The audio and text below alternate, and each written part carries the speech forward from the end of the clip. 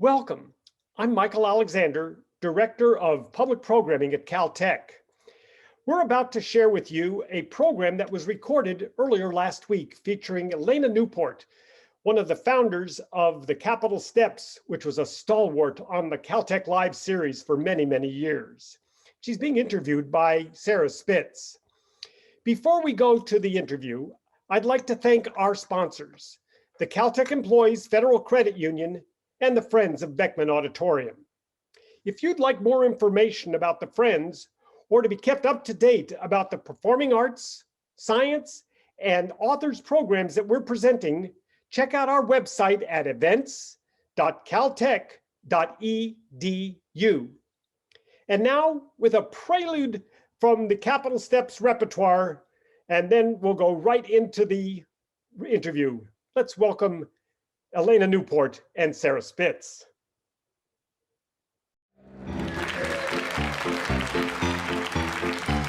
May I have your attention, please? Attention, please. Now, if you're a Democrat for president in 20, raise your hand, just raise your hand. Now observe this, if you will.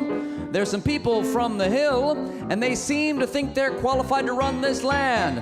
Now, you've all heard of Sanders, Biden, Warren, Shore, but all of those names combined cannot compare to the electric thrill you might enjoy when Kamala Harris, New York Senator Kirsten Gillibrand, former HUD Secretary Julian Castro, and Hawaii Representative Tulsi Gabbard all go to Iowa on the very same historic day. 76 unknowns are the candidates, with 110 more set to declare. In Des Moines every weekend more, and they're lined up like rows of corn, and most just do not have a prayer. 76 unknowns on the campaign trail, and most of them think that they would be great. Can Pete Buttigieg find a way to get through Election Day? Did you know that he's openly gay?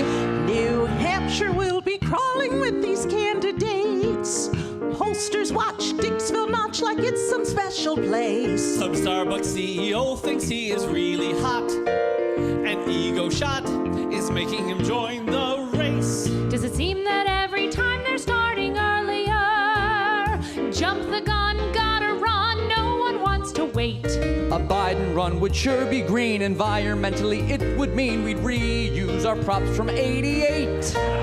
76 unknowns will campaign for months, and most of these candidates aren't great. You can help up the steps for sure. When in doubt, you should vote for the funniest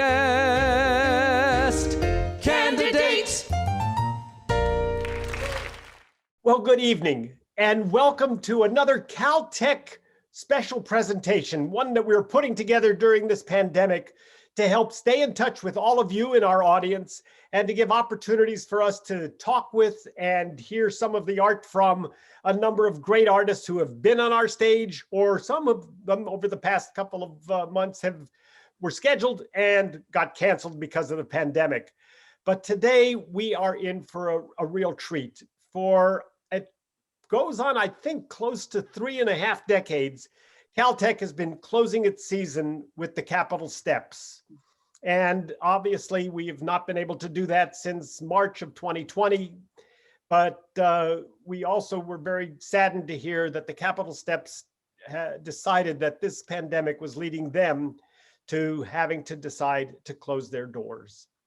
But we are very lucky to have one of the co-founders and absolutely one of the creative leaders of the Capitol Steps with us today, Elaina Newport, and she'll let you know where she's checking in from. I'm checking in from Mount Washington in the Highland Park area of Los Angeles. And also joining us is the woman that produced the national broadcasts. And as I was talking with them earlier, when I was a kid, every artist wanted to get on Ed Sullivan's show. And for many of them, it was that introduction to the American audience that guaranteed presenters like Caltech that we would fill our houses.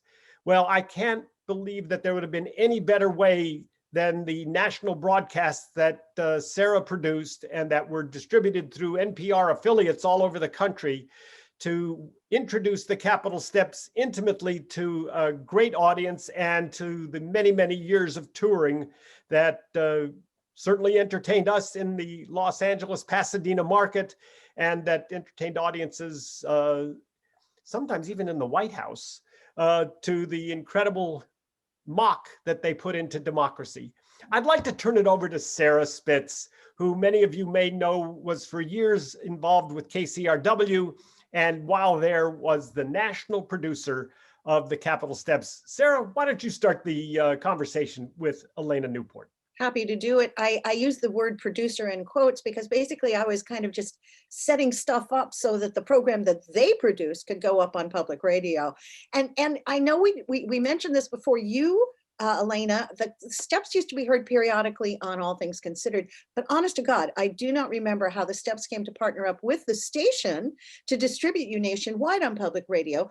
To be blunt, our general manager was not known for her sense of humor, so this made it a really unusual partnership. I do also remember that we had something called SAS, still another satellite service, so that we could provide alternative content to the system. And I used to joke that it was Sarah Ann Spitz's satellite, since I was handling all the technical arrangements.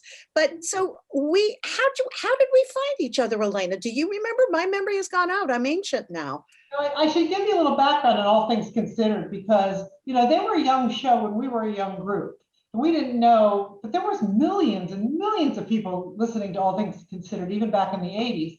And they would call us up and they would say something like, do you have a song about, Ollie North or whatever it was in the 80s that was going on? And we would say, yes. No, we didn't, but we would write one in the next 2 hours. And then we would run up to, National Public Radio, because their main studios were not that far from us. We're in Alexandria, Virginia, and they're up in DC. And we would record a song that we had written, like the ink was still wet. And that got us pretty known. We were amazed.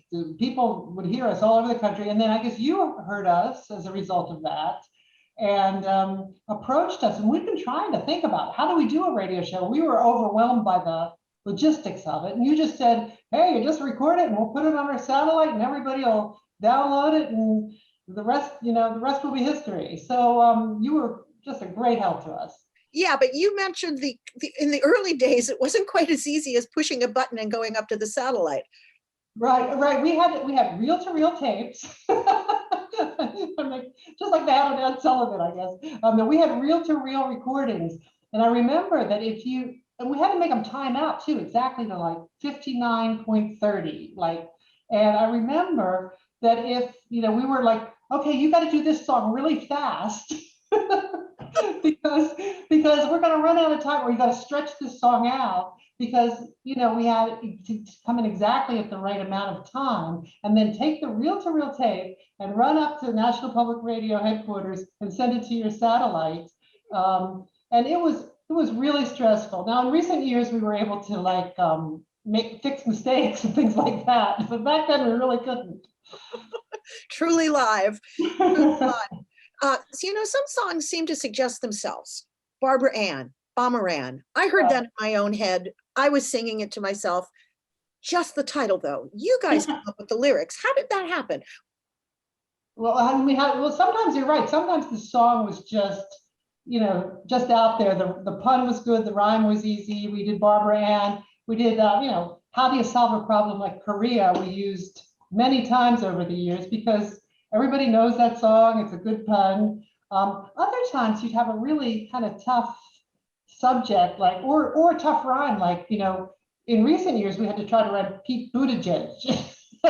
So sometimes the pun is very obvious, and then other times you just sit down and go, okay, what are we going to do? And in that case, we wrote a song called Pete Buttigieg is the hardest rhyme, because we had. I think we might have a clip of that one, but we had nothing to rhyme with Pete Buttigieg. Well, were you always funny? Were you and Bill sitting in the back room in Senator Percy's office, just kind of, smarting off? Well, we thought we had serious careers on Capitol Hill when we started. We actually thought maybe we would get fired for doing this. So we were a little worried about that. But no, we kind of we put this together for a Senate office Christmas party. We just, Bill had written some songs. I had been a piano major in college, which I thought was useless, but it turned out not to be useless. So I played the piano for those first shows, and nobody told us to stop. In fact, Senator Percy, who was one of those great moderate Republicans that you don't find in the wild anymore, he invited us to perform for him. He never told us to stop. He was very supportive. His family came to our shows. They invited us to their house. So we were very lucky to work for a gracious and wonderful man like that. Over time, it was a question of, it was just the original ones of you in the 80s and 90s. And then how did it evolve into an expanded group? How did it evolve into a touring company? And one other thing, how did it evolve from just singing to the whole performance thing that you ended up concocting? Well, we actually tried, for the first few years we were around, we tried to do it all with Senate staffers. Like that was our shtick. And it kind of helped us. It was like we were like the tap dancing cat. It was kind of weird and unusual that we were doing this thing as Senate staffers. So we got a lot of press out of that. But we, about 15 years in, when Clinton got caught with Monica, we got so busy. The show numbers exploded, and we started touring and having like multiple casts, and we had to add some Washington area performers that weren't Senate staffers, so we were a mix after that. But that was funny too, because we would have Washington area performers come in and audition for us, and the auditions were very funny because they'd always bring like this beautiful ballad or some great song, and they'd knock it out of the park, and they'd sing like Some Enchanted Evening. And then I would say, okay, now sing that like Kim Jong-il would sing it. And this was their audition. And they would look at me like I was crazy, but then they would realize, partway into their tenure with the Capitol Steps, that they were going to have to do that. They were about to figure, what would Kim Jong-il sound like if he was singing? So, and there's a whole new Kim Jong now, so you'd have to update that one. Right. Michael, it looks like you want to step in here, and I should let you do that as the host. Well, thank you. But the question led to some other thoughts too, because somewhere along the line, Lurdy Dies started up as becoming a staple of the repertoire, and to the point that when we handed out programs at Caltech, we often included the script of Lurdy Dies. And for those of you not familiar, I really should let Elaina tell us more about it and how it came to pass. Well, it's called spoonerism. So you flip the words. So you say, like, instead of the American way of life, you say the American lay of wife. You flip the first letters of the words, and then it gives you very funny possibilities with extremely dirty stories can be told without saying any bad words at all, but they sound dirty. So the first one was about Gary Hart, when he was caught with Ronna Dice aboard the I can't even say it forwards now, Bunky Business. That was the boat they were on. And Bill Strauss convinced us that this would be a funny way to present that story. He had heard some spoonerisms. It was an old vaudeville routine with Cinderella, and it became a staple. And we did, oh my goodness, I don't know how many different scandals that way, because sometimes a scandal was hard to cover without getting too risque, but you could do it that way and kind of get away with it. Michael? I was just going to say, audiences loved it. Yeah. It was one of the highlights, or the anticipated shticks that everybody came knowing that this was going to be part of the show. Ladies and gentlemen, for many years, the Capitol Steps have been poking fun at all kinds of stupid politicians, big scandals. We've seen the highs, we've definitely seen the lows. And we always ask, what could be better? I'm going to start over, sorry. Ladies and gentlemen, for yenny mears, the Stapital Keps have been foking pun at all kinds of skig bandles and poopit politicians. We've seen the lies. We have definitely seen the hoes. And we always ask, what could be wetter?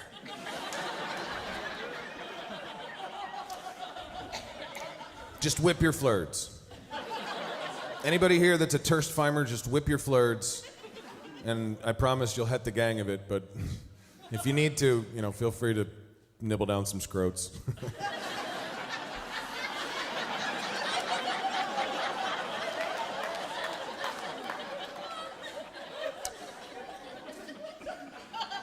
So in the Stapital Keps, we normally make fun of the pearl of politics. We started back in 1981. Back then we had resident pagan who wanted us to gin one for the whipper. Then we got the original Borge Gush. Laid my rips. Then we got Clill Benton. The man who whenever he saw a really chot hick, he would say, "Oh, this must be my ducky lay."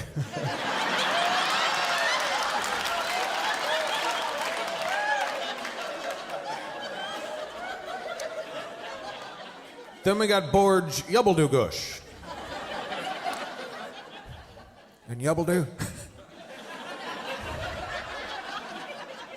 Yubbledo had a QI in the Dingle Sidgets.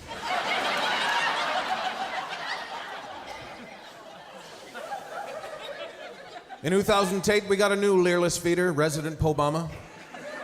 And once again, he is our most recently erected president. Sarah, back to you. How many presidents did you spoof, and what was the experience like? Well, we started under the Reagan administration. That was a great time for satire because here, Ronald Reagan had come from acting to politics, or from showbiz to politics, and he had a great kind of attitude about it all. I mean, we thought, well, we'll just go from politics to showbiz and kind of even it all out. But it was a fun time for satire because he brought in this whole cast of characters. Ed Meese, we did the Meesketeers, James Watt, Secretary of the Interior, and we did Mine Every Mountain. And he was really fun and invited us to the White House. And this is great. After the show, he got up and he said, "Thank you, Capitol Steps. Now you're all under arrest." So, with perfect delivery.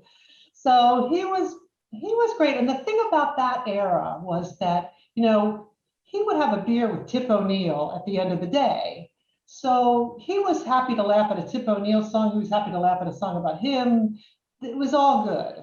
And George Bush Sr. invited us many times. He invited Dana Carvey too to the White House because he just loved the humor and he loved being satirized. And he was so nice. And we performed for the Clintons several times. Al Gore's 48th birthday party, that dates us some, but that was fun. And for George Bush Jr., but only in the context of a larger event that he was invited to. So, and then after that, we did not ever perform for Obama. He was a little tougher to satirize because, at the time it was like, well, he has big ears. What else is there? But pretty soon he got involved in, there was things swirling around him, issues swirling around him. So we had fun with him too. And then, the last 4 years, that was it was moving so fast, it was almost impossible, but we tried to keep up with it. The last 4 years that felt like a century. Michael? Well, I was going to say I was in the audience because I've only been at Caltech for 2.5 years now, but I was in the audience early on, and then also the night that Michael Eisner was there when you poked fun at Euro Disney. Right. And I was just wondering about how many other non-political figures got to be subjects of your songs. Well, one of the fun things about Caltech is that we also got to perform many times for Richard Sherman, who wrote the music for Mary Poppins and Chitty Chitty Bang Bang and a lot of the Disney Jungle Book and things like that.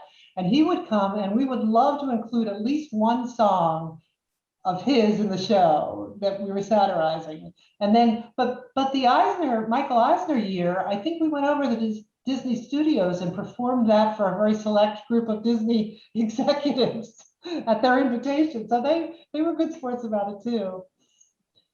Elaina, is Mark Russell still around? Is he still performing? I don't think he performs, but I've heard from him within the last year or so that he's still living in DC. But and of course, nobody's been performing this past year. So yeah, there's that. What amongst your mini songs do you think could be considered timeless material, if any? Well, there are some issues that never go away. Songs about the environment never go away. Songs about Congress messing up never go away. So we have some songs.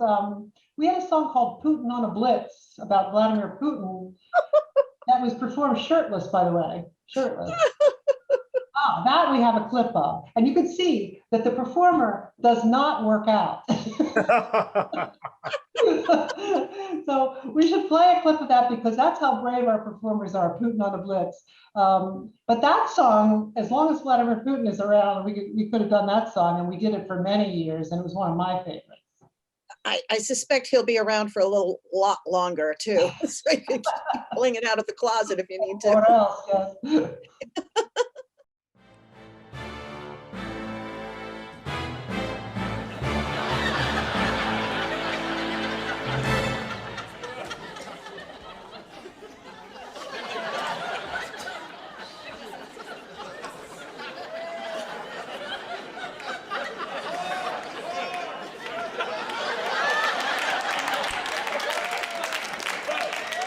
That is enough torture for you.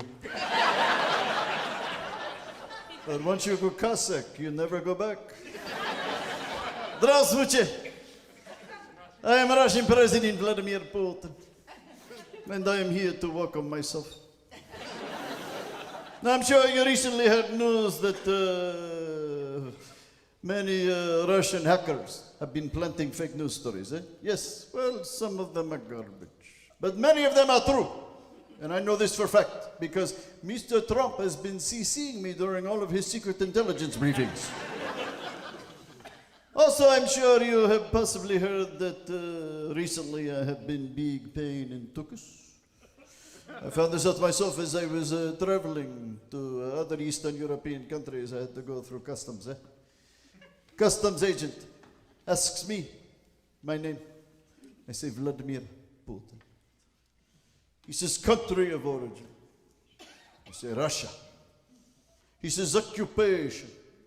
I say, no, just visiting.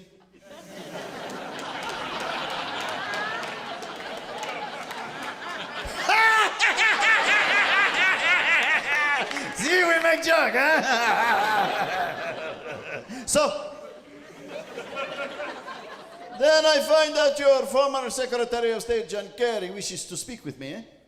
Well, I would have gone to meet him myself, but I was not able to make it because I got snowed in.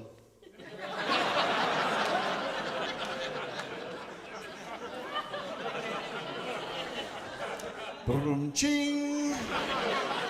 Anywho, I digest. Now, I understand the U.S. people like song and dance, yes. So, I would like to now perform for you old Russian folk tune, written by me, Vladimir Putin.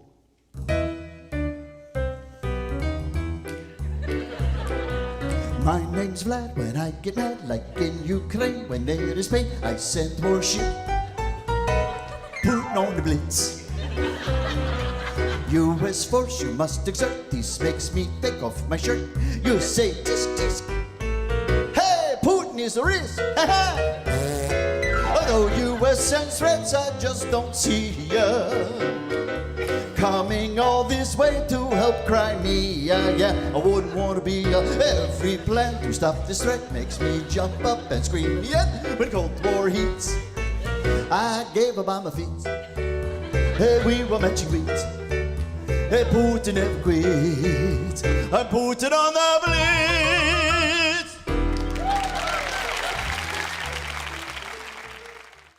Elaina, one other person that you and I both crossed paths with, I have a funny Ross Perot story. Ross Perot, as we all know, was third-party candidate running against Al Gore and who else? And he threw his own convention. And I get on the phone with him because he's going to be on one of our local programs. I say, Mr. Perot, what's your convention going to be like? He goes, what? we're going to have an unconventional convention. I fell on the floor and I couldn't even talk after that. But what's your Ross Perot story? Oh, Ross Perot, as a writer, if somebody asks me who my favorite character in the whole history of the Capitol Steps was, it would be Ross Perot, because he didn't talk like a normal person. So he would say things like, okay, this is actually a line we used. He would say, the deficit's like a rattlesnake in your pants. You know, you got to take out your gun and shoot it, but you don't want to hit nothing important.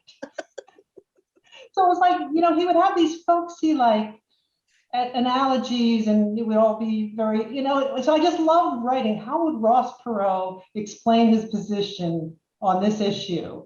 All-time favorite. Now, you have decided you were the last remaining original step, right? Yeah, 39 years. 39 steps. Okay. So why did you call it quits because of COVID, or is it just there's a point in time one ceases? It was a little bit of both. It was kind of like I was kind of ready to go, and this kind of decided it for me. But you know, things got a little tougher as time went on. Over the last 4 years, we've all been through a lot of this, you know, partisan bickering and things like that.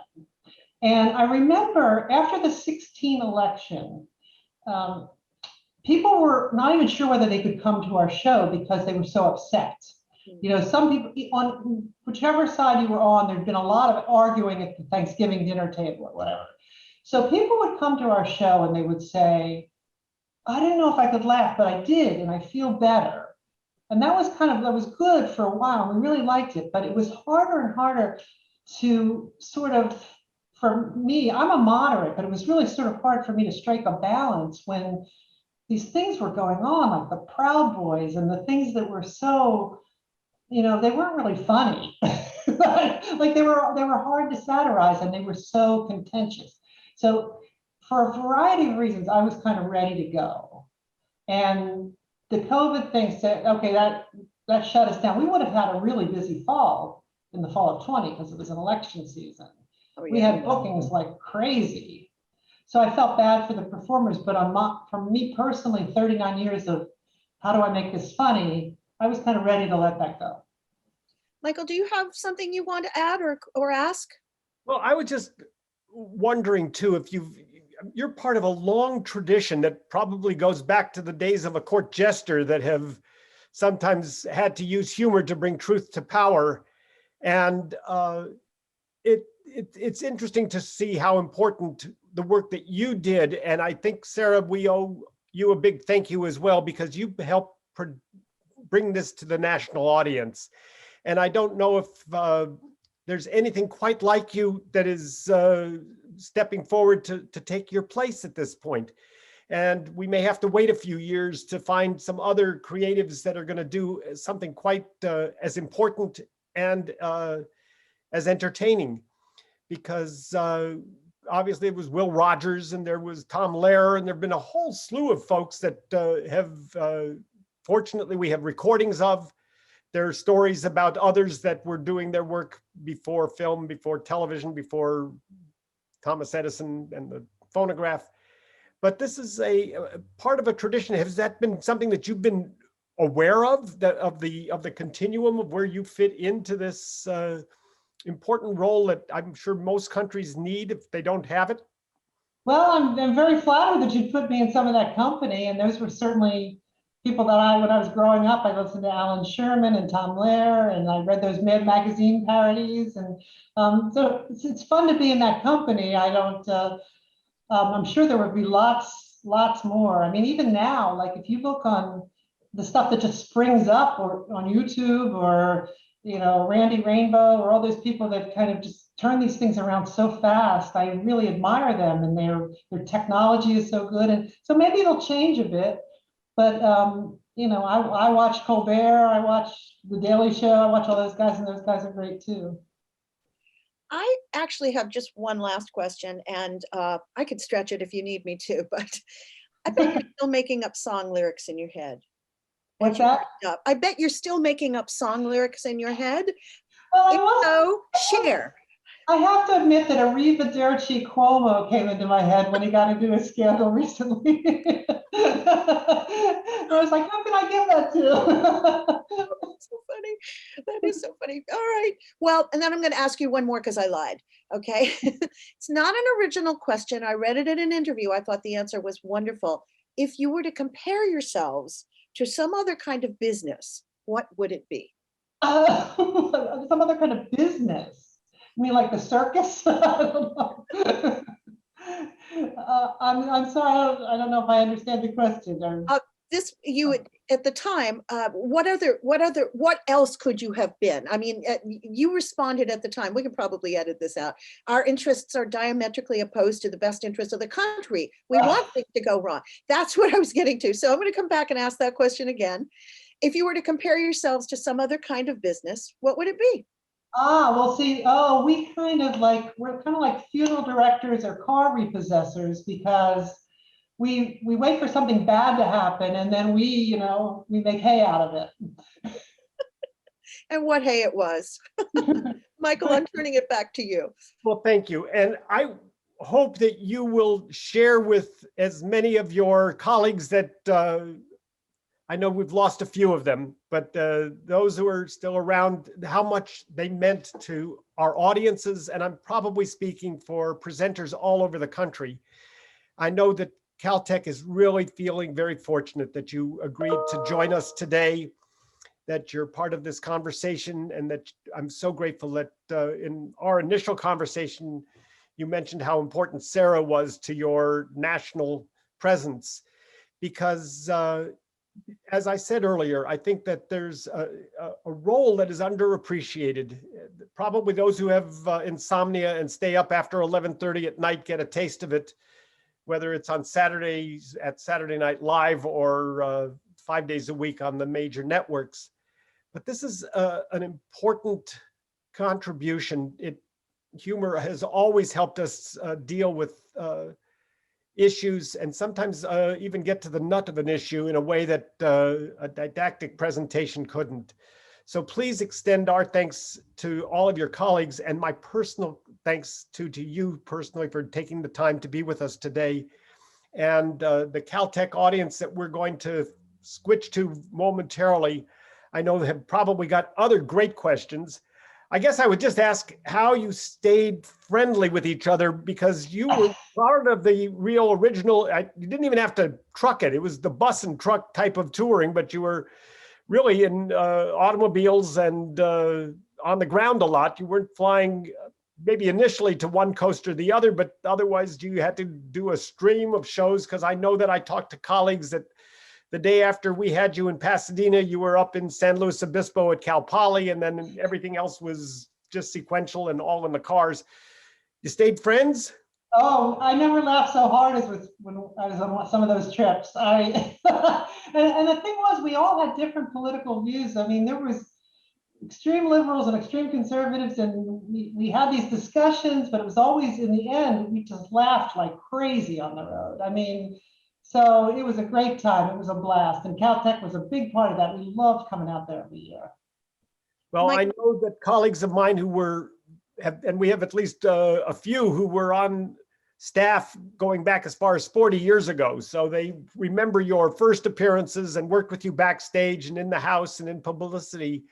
And they all just were so thrilled that we were a regular with you, that we played an important part at Caltech to introducing you live to the West Coast, to general public audiences and all. So I'm happy that we are having this conversation. Sarah, did you have one more question to throw out?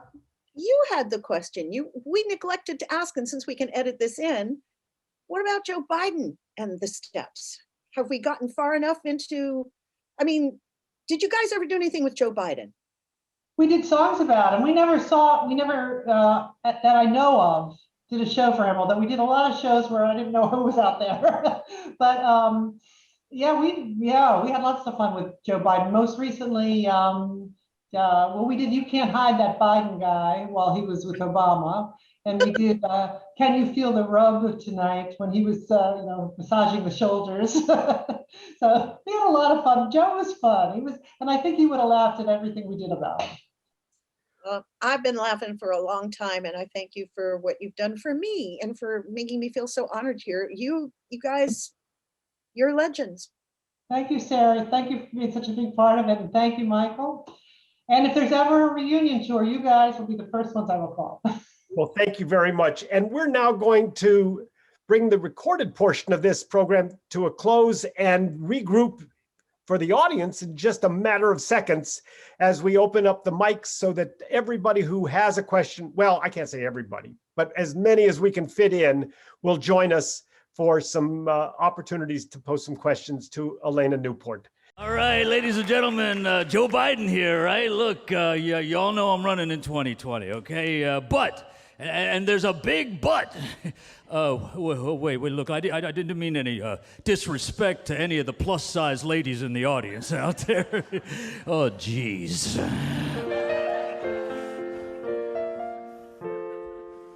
I've got to remember, people tell me, Joe, when you get that handsy urge, you should let it go. But I've got strong affection. That's just what I do. I might want to rub your neck or smell your new shampoo.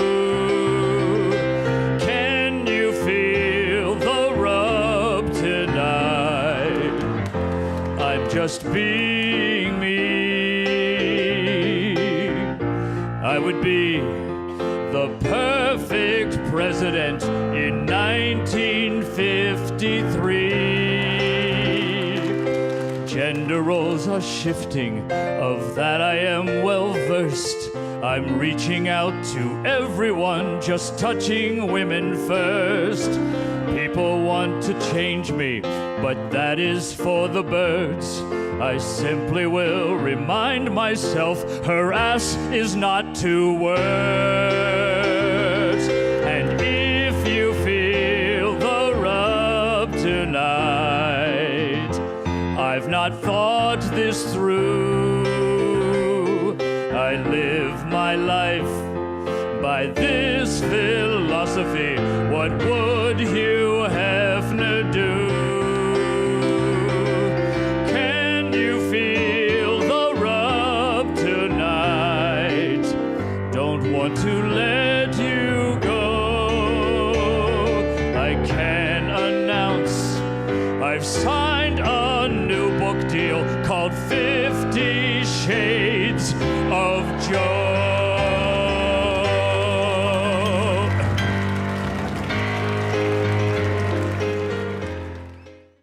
Again, congratulations on having touched America for 39 years. And thank you for joining us today. Thank you. Thank you, Michael. Thank you, Elaina.